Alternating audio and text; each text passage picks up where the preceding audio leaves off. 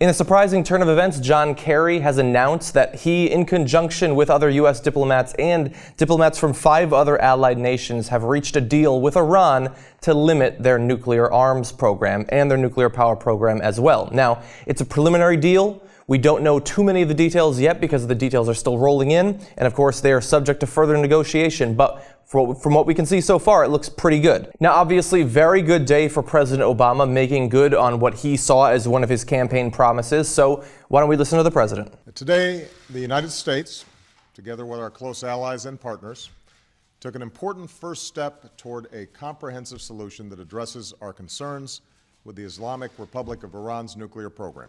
For the first time in nearly a decade, we have halted the progress of the Iranian nuclear program, and key parts of the program will be rolled back.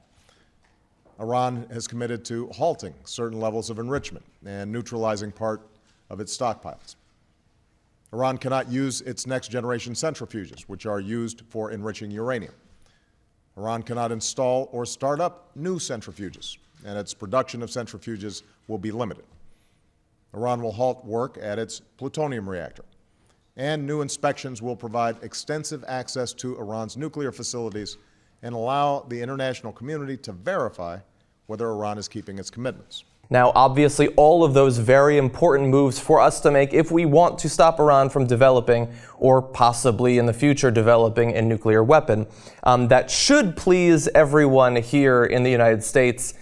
In the end, probably not going to, considering the partisan environment. But so obviously that's what we're getting. That's what France, Britain, Germany, China, and Russia also wanted. But of course, we had to give Iran something. This is diplomacy. And so what are they getting? On our side, the United States and our friends and allies have agreed to provide Iran with modest relief while continuing to apply our toughest sanctions.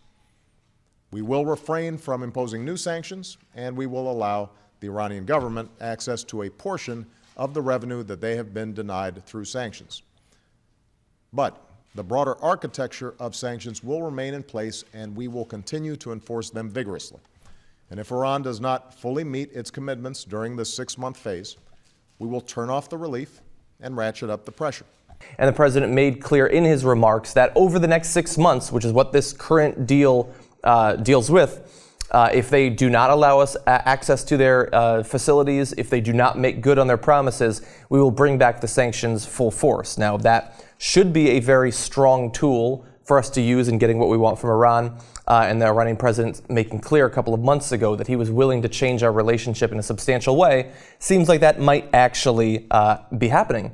And so, look, we're going to see over the next 6 months, will Iran actually follow through with what they've said? Will we follow through with rolling back some of the sanctions? I don't know entirely, but you have to see this as a good move. I mean, yes, some political scientists would say that the more countries that have nuclear weapons, the better, because then there's less likely for there to be international war. I guess that's true in a theoretical sense.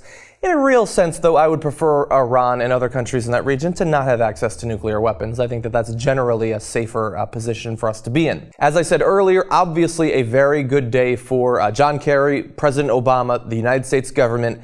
I can't imagine how the Republicans are going to turn this around into a bad thing. You just got that deal about Iranian nukes to distract us from the Obamacare website. Or obviously you were able to get some sort of deal since you're Muslim brothers with those people in Iran. I don't know exactly what tool they're going to use, but you know they're not going to just applaud the president. But stay tuned for that.